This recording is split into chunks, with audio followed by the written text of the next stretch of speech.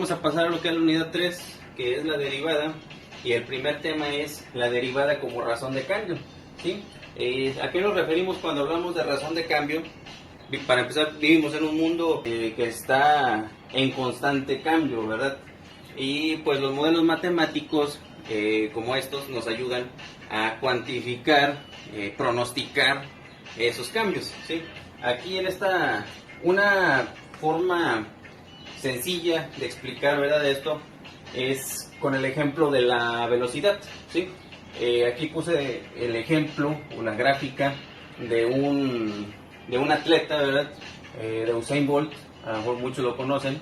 Él tiene el récord olímpico de haber recorrido los 100 metros en 10 segundos, ¿sí? Entonces, si se fijan, la gráfica sería de esta manera, ¿verdad? Como una gráfica de crecimiento exponencial.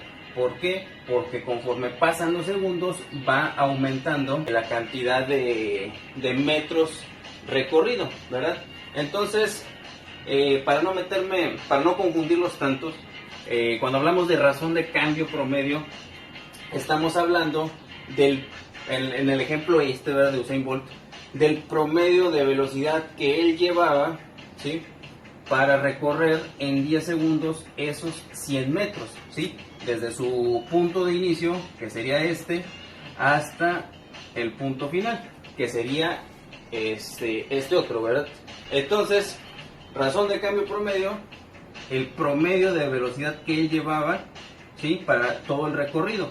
Ahora, también la razón de cambio promedio, yo puedo decir, a ver, yo quiero ver la razón de cambio promedio del segundo 5 en adelante, ¿sí? Entonces yo el cálculo lo voy a hacer desde la velocidad que él llevaba aquí en este segundo 5 hasta que él termina. Yo quiero ver si la velocidad fue aumentando o igual él sobre el final a lo mejor ya fue disminuyendo, ¿verdad?, la velocidad que él llevaba por cansancio, o simplemente porque la quiso disminuir. Me parece que él hizo eso en unas olimpiadas. Llevaba la delantera, incluso bajó la velocidad para voltear a ver a sus compañeros que venían detrás de él. Y bueno, la fórmula que vamos a usar cuando se trate de razón de cambio promedio es esta, que si la recuerdan, la vieron el semestre pasado en geometría analítica, ¿sí? Es la fórmula de la pendiente. Tenemos que calcular la pendiente, ¿sí? Y recordarles, cuando vimos el tema del límite, acuérdense, cuando yo les doy algo en X, este es el eje de las X, este es el eje de las Y, o sea, me arroja a mí algo en Y, ¿verdad? Por ejemplo aquí, si este fuera X, ¿sí?, Y, ¿quién sería? ¿Sí? Cuando X vale 10, Y va a valer 100, ¿sí? Entonces, si yo quiero, por ejemplo, para utilizar esta fórmula, X1, X2, X1, el punto de inicio, y X2, el punto final, ¿sí? Vamos a olvidarnos ahorita de esto. ¿Sí? Entonces, cuando yo estoy en X1, ¿cuántos metros he recorrido? 0, ¿verdad? Todavía no recorro nada. Cuando yo estoy en X2, que ya pasaron 10 segundos, ¿cuántos metros he recorrido? 100 metros, ¿sí? Entonces, cuando hablemos de X1 y X2, ¿sí?, este sería X1, ¿a quién me arroja? Lo que me arroje X1, ese va a ser Y1. Y lo que me arroje X2, eso va a ser Y2, ¿sí? Ahorita que pasemos a ver el ejemplo, le van a entender un poquito mejor. Entonces, y ya cuando hablamos de razón de cambio inmediata, es cuando yo quiero saber qué velocidad llevaba en un segundo específico, ¿sí?, o en un metro específico, ¿sí? Eso es lo que yo quiero buscar con razón de cambio inmediata, ya no el promedio entre un intervalo, ¿verdad?, de segundos o de metros, sino, por ejemplo, qué velocidad él llevaba cuando iba en el segundo número 5, o qué velocidad él llevaba cuando iba en el segundo número 9. Ahí es donde entra la derivada. Yo aquí trazo lo que es una línea que corta esa curva. A esto se le conoce como secante, ¿sí? Y ya cuando esos puntos se van juntando para formar lo que es una tangente, eso es lo que calculamos a través de la pendiente. Entonces aquí en la derivada yo busco que esta secante pase solamente por un punto para convertirse en tangente, ¿sí? Si por ejemplo yo busco el punto 5, bueno, yo voy a buscar que estos dos puntos se vayan juntando hasta que queden solamente en el segundo número 5, ¿sí? Y esta línea, pues por lógica, se va a ir moviendo, ¿verdad? Bueno, pero vamos a pasar a hacer un ejemplo, ¿sí? Entonces, razón de cambio promedio, cuando yo quiera saber la velocidad en un intervalo de tiempo, y razón de cambio inmediata, cuando yo quiera saber, en el ejemplo este de Usain Bolt, la velocidad en un segundo específico. Bien, aquí ya le borré y dejé solamente los datos que necesito. Sí, esta es la función que me están dando y me están pidiendo la velocidad instantánea en el segundo número 2, ¿sí? Cuando x es igual a 2. Y bien, esta es la fórmula que vamos a utilizar, como se los dije al principio de la clase. Me voy despacio, pero sí necesito que pongan atención, que aquí muchos se pueden confundir a la hora de sustituir en la fórmula, ¿verdad? Entonces vamos a volver a utilizar límites cuando h tiende a 0, ¿sí? Vamos a poner esto, el límite cuando h tiende a 0 de la función. Fíjense, cada que tengamos una x le vamos a sumar una h. En este caso aquí está la x, le vamos a sumar la h, ¿sí? Pero en lugar de x voy a poner el valor que me están dando de x, ¿sí? Que es 2. Entonces el límite de 16, porque aquí tengo el 16, y como aquí está la x, aquí voy a sustituir x más h, ¿sí? Pero recordemos, si x vale 2, entonces en lugar de x pongo el 2, ¿sí? Más h. Cierro paréntesis y cuidado, aquí tengo un número elevado al cuadrado, ¿sí? Más 10, ¿sí? Hasta ahí terminé solamente con esta parte, ¿sí? Que es f de x más h, ¿sí? Esta función, y en lugar de la x pongo lo que vale x y le sumo h. Ahora, menos, voy a abrir un paréntesis o un corchete, porque si no al final me voy a equivocar con los signos, y pongo f de x. F de x pues viene siendo todo esto, ¿sí? Igual, sustituyendo el valor que ya me están dando en x, que es el 2, ¿sí? Entonces pongo 16 por 2 al cuadrado más 10, ¿sí? Ya sin la h, ¿sí? Porque aquí nada más me está diciendo f de x. Acá, como me pide f de x más h, pues si pongo todo esto, ¿verdad? Y donde esté la x le sumo la h. Y todo eso sobre h, ¿sí? Bien, ahí ya tengo mi función y voy a empezar a hacer las operaciones, y ya hasta el final sustituyo este 0 en la letra h, ¿sí? Entonces, hasta que yo no empiece a sustituir ese 0, voy a seguir poniendo lo del límite. Límite cuando h tiende a 0 de 16 que multiplica a todo esto al cuadrado. Entonces, si se fijan, tengo dos términos dentro del paréntesis elevados al cuadrado. Volvemos a primer semestre en la materia de álgebra.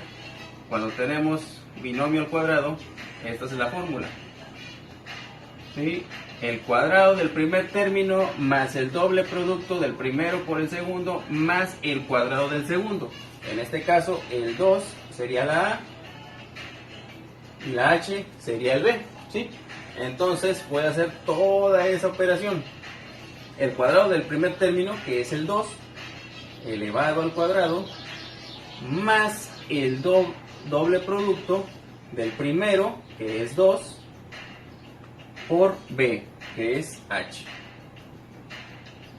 ¿sí? Más el cuadrado del segundo, que es h elevado al cuadrado, ¿sí? Más 10, y voy a empezar a hacer las operaciones dentro del corchete de una vez para ya no llevarme tanto espacio. Menos, abro el corchete, 16 que va a multiplicar a 2 elevado al cuadrado, eso sería 4, más 10, ¿sí? Más 10. Todo eso sobre h. Entonces le voy a seguir aquí abajo para hacer las demás operaciones. Entonces voy a multiplicar, bueno, primero voy a hacer las operaciones. 16, 2 al cuadrado es 4, más 2 por 2 por h, serían 4h, más h al cuadrado. Todavía no puedo eliminar este paréntesis, ¿sí? Hasta que lo multiplique todo esto por lo de afuera, que va a ser el 16, más 10, menos, y hago las operaciones de adentro del corchete. 16 por 4, 64, más 10, ¿sí? Y todo eso sobre h. Aquí le borré ya para poder continuar, se me acabó el espacio. Aquí estamos utilizando mucho el álgebra, entonces tienen que traer muy bien todas esas bases, ¿verdad? Necesitan recordar lo que es binomios al cuadrado, factorización, multiplicación, suma, restas, para que no se me vayan a confundir, ¿verdad? Entonces, ya que lo tengo de esta manera, pues aquí tengo un paréntesis y recordemos que el paréntesis pues me representa una multiplicación.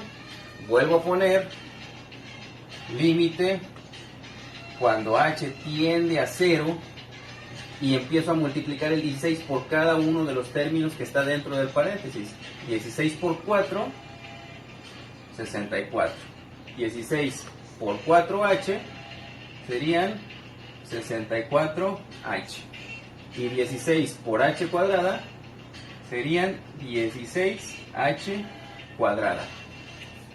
Más 10, que es lo que tiene aquí, menos, y lo que está aquí dentro del corchete, 64 más 10, esto sería 74. ¿Sí? Todo esto sobre h. Vuelvo a poner acá, límite cuando h tiende a 0, y voy a eliminar ya este corchete, ¿sí?